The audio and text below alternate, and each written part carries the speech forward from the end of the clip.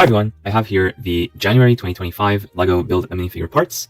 They come in boxes like these and are usually sold in groups of 3 for $9.99 US or $12.99 Canadian, which works out to $3.33 or $4.33 each respectively. So here's a close look at the parts according to the suggested order, although you could put these together in any combination that you so choose. So I'll just zoom in so you can see the parts more closely. And comment down below if you see anything really exciting. I know a few of these pieces are exclusive to this Build A Minifigure station, at least for now. For example, this piece right here with the heart, this piece right here, and this piece that's dual molded for the wrestler, and this cheese piece. So this is a new LEGO costume fan piece that we have not seen before. And all of these minifigures are composed of 5 elements, being the hair piece, the head, the torso, the legs or dress in the case of this one, and 1 accessory, except for the wrestler that has 2 accessories and no headpiece, at least by default. Alright, now I'm going to put these minifigures together and take them for a spin.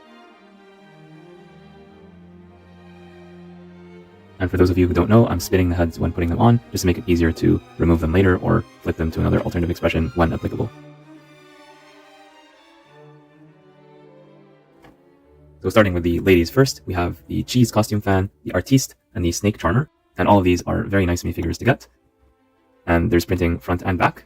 I especially like the printing on the back right here for the snake charmer. And let's see how many of these have alternative expressions. This one does not, and neither does this one. So it's just one of them that has an alternative expression, and here's what that looks like in context, framed by the hairpiece. And this hairpiece was used by Zoe from LEGO Dreams, but probably in a different color. And I do like the snake necklace that she has there, so it's very thematic, and it just makes sense to have a teal snake as an accessory. Unfortunately, none of these 3 get any side printing whatsoever, so it's a little bit of a missed opportunity, but not too bad overall.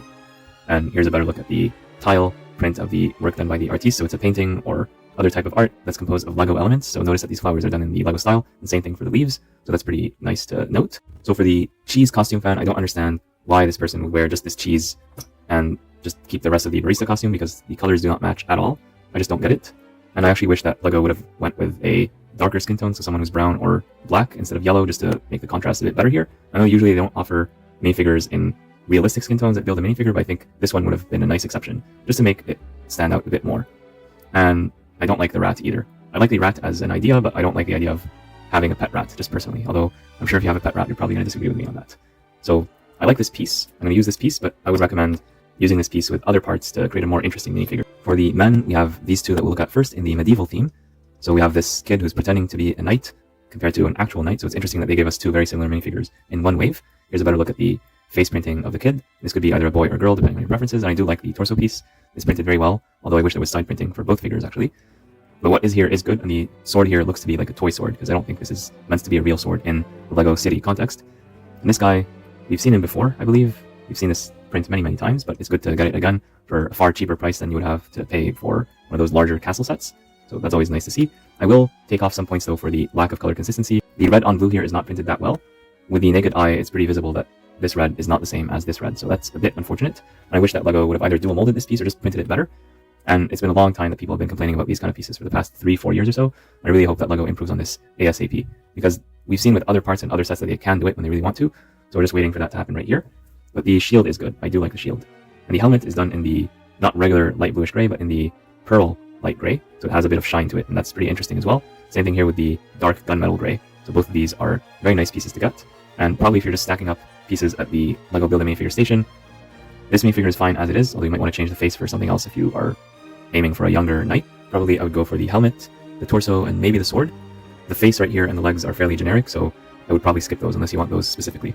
The final 2 minifigures we'll look at are the lover boy as well as the wrestler, and they're both very nice minifigures to get. The lover boy has this exclusive torso, at least it's exclusive at the time of this recording, and everything about the wrestler, well, the head, the torso, and the legs, they're all exclusive to Build A Minifigure at the time of this recording, and these are nice pieces to get as well. So I like the production quality, although I'm not necessarily that interested in the subject material. I'm not a big wrestling fan, but for people who are interested, this is a pretty good rendition of the subject material, and I'm pretty sure that you could use these pieces in your LEGO City with your own creations.